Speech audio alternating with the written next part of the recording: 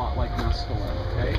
So the basic chemicals in our brains, which give us, if you will, a combination of effects that we call mood, or identity, or a personal space, cognitive function. So serotonin is very important in issues related to obsession, or compulsion, or memory. Dopamine is all about reward and motivation. Norepinephrine is all about alertness and concentration and energy. So a drug that makes you really alert and also like super like noticing everything. Okay, that would have a lot of serotonin, maybe some norepinephrine in it. It might actually not have those chemicals in it, but putting that drug in your body, those chemicals will get flooded into the space between the two nerves in a synapse, the synaptic gap, the place where we flood serotonin, where we flood dopamine, where we flood norepinephrine. We also do things like reuptake serotonin, reuptake dopamine, reuptake norepinephrine. So what's happening is we're constantly putting these chemicals into our synaptic gaps to maintain awareness. And we're constantly pulling them back out, managing the concentration. So what we call normal, what we call our sense of self, what we call mood, is familiar, right?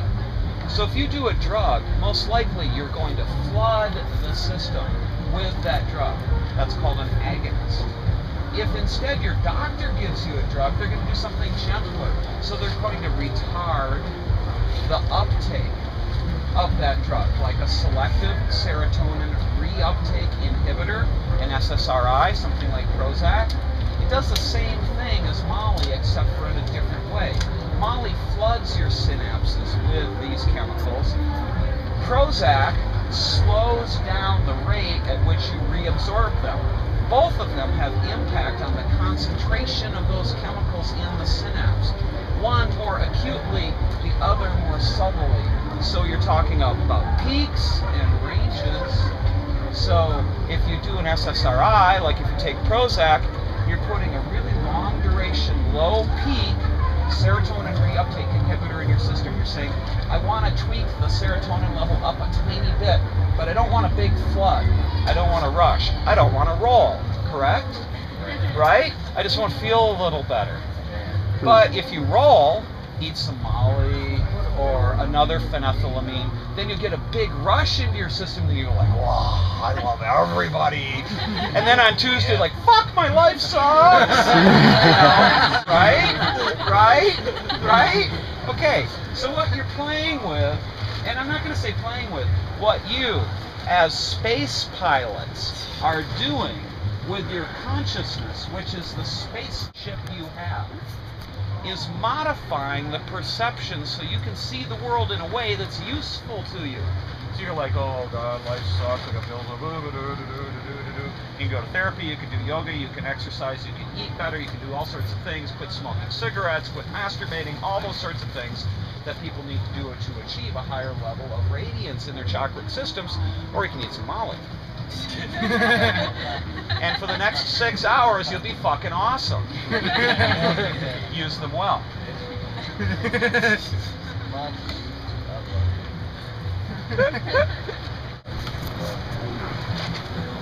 Oh, right, I went backwards and forwards.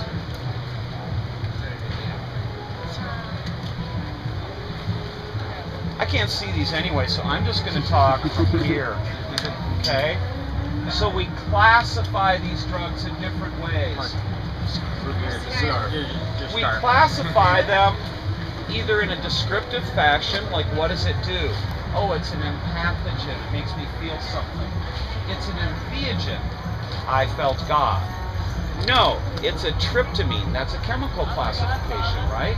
So we use different types of classifications to describe these things. Oh dude, have you ever done an entactogen? Entactogen is the same thing as empathogen. They both are talking about drugs that make you feel more rather than perhaps think more. So, what's next? Descriptive classifications. We have entheogens, empathogens or entactogens, or dissociatives, right? Already I can see some smiles in the audience. Yeah, I know about dissociatives. So empathogens. Empathogens give you a sense of knowing the ineffable, the impossible, what is not, shall we say, ordinarily perceivable in this world. You may even choose to call it God if that's a word that's useful to you, right? So, empathogens are very interesting. Some examples of empathogens are LSD, peyote, psilocybin, DMT, salvia, ibogaine. Empathogens. You really need to see the picture. It's a wombat and a baby kangaroo. They are in love. Okay? And they shouldn't necessarily be in love, but they are. Empathogens are so named because they create a sensation that we would call feeling. Maybe you feel touched by the essence of it all.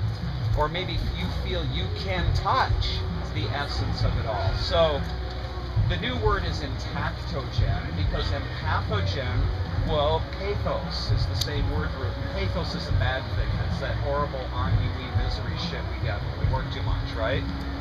So we call them intactogens now. Finally, dissociatives. Who can name a common popular dissociative? Starts with K. Ketamine. Thank you, ketamine. There we go. So, dissociatives, a class of hallucinogens which reduce or block signals to the conscious mind from other parts of the brain. Dissociative anesthesia, catalepsy, amnesia, and analgesia. Those aren't necessarily bad things. There are a lot of big medical terms that basically say you're not here right now. Hopefully where you are is a good space, right? Yeah. Right? Right. Please. This. I talk a lot, you know that anyway, but this is a conversation. So chemical classification. Does anybody know who this dude is? I believe you would. Crispy, probably, right? I didn't look in time. Yeah, please. Like crispy. Alexander Sasha Shulgin, the father of phenethylamines. He wrote a book called Fecal, Phenethylamines I've Known and Loved, Tecal, Tryptamines I've Known and Loved. His wife Anne was one of the first therapists who started using MDMA in reparative therapy for people who have experienced trauma. This is back in the 60s before MDMA became illegal. So Sasha is a great chemist. And the three classes of chemicals that you are using, if you are using psychedelics, are phenethylamines, tryptamines, and ergolines. Interestingly, on the end of all of them, there's an ene. That means there's a nitrogen in there. There's a nitrogen compound. That's important, but we won't get too deeply into it. Phenethylamines, it's a class of drug that's very common. Who knows what? Has anybody heard of something called Molly? Has anybody heard of anything called SAS? Yeah. No. Does anybody know what meth is? Does anybody have a prescription for Adderall? Okay. So, weird structure. They have a benzene ring, they have two carbons, and then they have a nitrogen. Super simple. They look exactly like dopamine. In fact, they're simpler than dopamine, which is why they're so powerful. The neurochemical you use has been hacked by this simpler sort of master key. Okay, so amphetamine, you know what amphetamine is, right? Speed. Do you know what SAS is? SAS is speed plus two oxygens and a carbon. Do you know what meth is? Molly is meth plus two oxygens and a carbon. They're the same family. That's why when you're doing phenethylamines, when you're doing a lot of Molly or you're doing a lot of SAS class, tryptamines. The most common tryptamine you know is serotonin, but if you eat turkey, you also consume L-tryptophan. And one of the reasons you have an interesting, tryptamine actually is one of the things that controls the activity in your stomach, as well as being active in the synaptic gap. So has anybody taken acid and gotten the shits? Yes. Hello? It's a tryptamine. It stimulates serotonin, which is active in your gut. So it actually is involved in the regulation of gastric activity, right? So maybe some Molly first? I don't know. Okay, so common tryptamines are serotonin. DMT is the simplest tryptamine and the most powerful. Add just a little bit of oxygen onto DMT and you get psilocin. Add a phosphorus and you get psilocybin. And when you eat psilocybin, it gets metabolized into psilocin, so it doesn't really matter. There's a class called ergolines, and they're called ergolines because they were extracted from a fungus called ergot, which grows on rye and causes bad problems in the population when people eat the infected rye, because they have a really weird LSA trip, and LSA isn't necessarily fun. LSD is interesting, right? Didn't whole villages go insane or temporarily insane? Who? I said, didn't whole villages back in like St. Elmo's fire, Yep. all sorts of Right. stuff. Although St. Elmo's fire can also be like the glowing radiation around the mast on a sailboat when you're about to get zapped. But yes, No, that's bread what riots. Salem witch trials. Yeah, and that it is suggested it may have played a role in the paranoid activity in a large community during the Salem witch hunts. Everybody ate infected rye. They had a bad fucking trip on LSA, and they burned the nice people like us, witches, right? Okay. They're speaking of things that aren't about fear. Get up. So what are the classic psychedelics? And when I say classic psychedelics, I'm saying psychedelics that have a long history of human use. There are either no reported toxic problems, or the toxic problems are well known and avoidable. They are trusted. They have been used by sky pilots for at least 40 years. We know about this stuff. You can look it up on Arrowwood. You can look it up on DMT Nexus. You can Wikipedia the shit. In fact, everything from this presentation is from Wikipedia or Arrowwood or DMT Nexus, okay? There's nothing original here. It's just stuff off the internet. So what are the classic psychedelics? LSD. D, lysergic acid diethylamide. It only makes sense as LSD if you do it in German, which is lysergic sorate diethylamide. And they use an S for acid, so that's where the S comes from.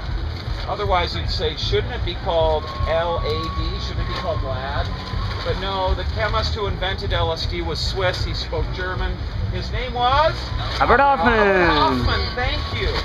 He rode a bicycle. On here, there's a little picture of a 25 strip of the bicycle hits with Switzerland last year, right?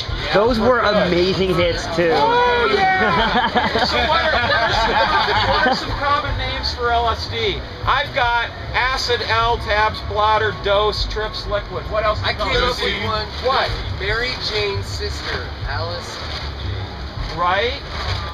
LSD tokeless? Uh-huh. Nice. You can't smoke LSD. It's not useful to snort LSD. Best route of administration is what's called sublingual. Lingo under your tongue, the mucous membrane. It survives the gut. If you swallow a tab of acid, you still get high. It'll just hit you slower. So, hey, who knows the fastest way to get a drug into their body? What? Yeah, move it. No, I'm sorry. Yeah, Smoke it. Smoke it is number one. Number two is inject it. Number Right, three okay. is Really? splatter it on your mucous membranes. Boof or insufflate. That's either snort or stuff it up your ass. Or rub it on your labia. That's fine. Mucous membranes are fine. They are useful. Okay, what's the third slowest way to put a drug in your system? Eat it. Right, eat it. Slowest. Fourth slowest. Rub it on your skin. Oh, I got some belladonna. I'm going to rub it on my skin. I hope I can fly. Right? Or die. Or die. So what do we say about LSD? It is the best known and most researched psychedelic. It is the standard to which all other psychedelics are compared. It is active at extremely low doses, micrograms, which is millionths of a gram, and is most commonly available on water or in liquid form. Right? Or what? Dot. Or a microdot, or a gel tab, or a purple pyramid, or a strawberry. Mmm. Common dosage for LSD, 20 micrograms to feel it. So if you do 20 micrograms, like a fifth of a hit, you'll feel it. But a common dose, tour hits 50 to 150 micrograms. 150 micrograms is getting serious. You will fucking notice that. Like, a heavy dose is 400 micrograms. That's a San Francisco dose from 1960. Actually, California Orange Sunshine was mic'd at 500. They said, if you really want to do LSD, you should really try it. None of this sort of dipping your toe in the water. You are dissolving. Which is why Funky wears a shirt called Melt Your Face. What are the concerns with LSD? Existential or psychological crisis. Okay? LSD is challenging. It kicks the fuck out of your ego. It's ego toxic. You go into a space where you don't make sense anymore and you ask questions like, why am I? Squirrel. Right? Dosage control is an issue because you've never seen real crystalline LSD. You've seen a Banaka bottle, or you've seen some white on white tab, or you've seen a corner of a bicycle, or you've eaten a sugar cube, but you've never seen real LSD because it's a light sensitive compound, for one, so you don't show it to people, and two, the amount that it takes you to get high is smaller than a salt grain. Okay? Next, MDMA. Who knows what MDMA is called? Molly. MDMA, methylene dimethoxymethamphetamine, psychedelic phenethylamine. People have described it to me as saying it's like ecstasy without the bad ecstasy strain in it. It is actually ecstasy because the other compound that's related is MDA, sometimes called Adam or sass, because it's extracted from the sassafras root, which has saffrole oil in it, which is a phenethylamine and can be easily converted into MDMA. You can also make meth out of it. It's easier to make meth out of it, but I'd rather you make it. Gosh, that's good. So it's a psychedelic amphetamine, popular in the rave culture, right? Produces strong feelings of comfort, empathy, connection with others. Dosage, about 100 milligrams. So how many hits? So 100 milligrams as opposed to 100 micrograms. Yeah. Well, no, the 100 micrograms. Answer that one. I was wondering this. 100 micrograms. You need 10 of those to get a milligram, and then you need 100 of those to get 100 micrograms. So 10,000 hits is a Molly dose if you're equating weight. What about with acid? San Pedro, the only truly psychedelic phenethylamine. That's interesting. It's got the same amphetamine base as meth and Molly, but it's got some extra stuff on it. It's got 3 oxygens hanging off the benzene ring, which makes it super fucking colorful, drippy. Little green guys with warts are coming up to you. It's hallucinogenic. Mescaline is a real, substantial, shamanic chemical that's produced by plants. Mescaline is illegal. Peyote, in some circumstances, is not. You, as a white European American, can attend a Native American church ceremony and eat peyote legally when the person officiated is an ordained minister of the Native American church, and you can legally, sacredly, thoughtfully trip oh my god balls with a bunch of professionals and have breakfast afterwards. Okay? Any concerns with mescaline? Existential and psychological crisis.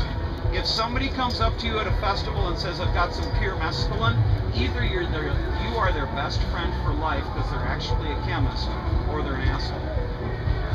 And there are very few chemists out here. I suggest they're selling you something else.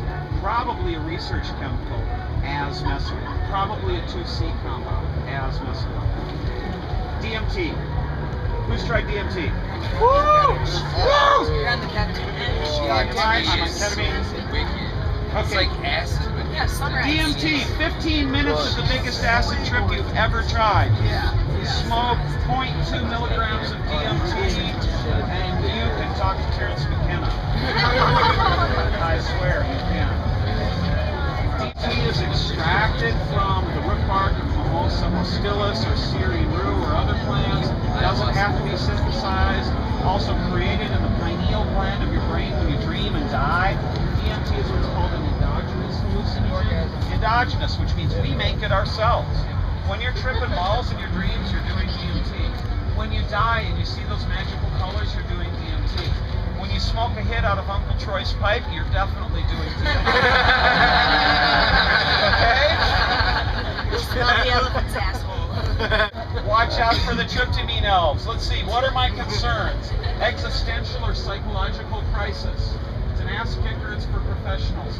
If you're a professional star pilot, you know that if you're testing experimental aircraft, there's a 50% chance of post-holing in the desert. Right? Oh yeah. High fatality rates. Not physically with DMT, but oh my god, you can wind up in places that are hard to get back from. Dosage control, it's illegal, and finally, the one I'm most worried about, alien abduction. You can definitely get abducted by aliens using DMT. Sorry. True story. Ketamine. Physical, like for example, one time I did deep DMT, I was surrounded by shamans and it was super high, but I kind of started to know it after I started to get back to my ego, and then I asked him later, I didn't breathe for at least 3.5 minutes. Right. So theoretically, we get brain damage inside of it. You are a tetrahedral object of infinitesimal space that holds a spark of consciousness that usually wears a carbon suit that we call Jedi. Right, and that's what I was like, well, you knew it.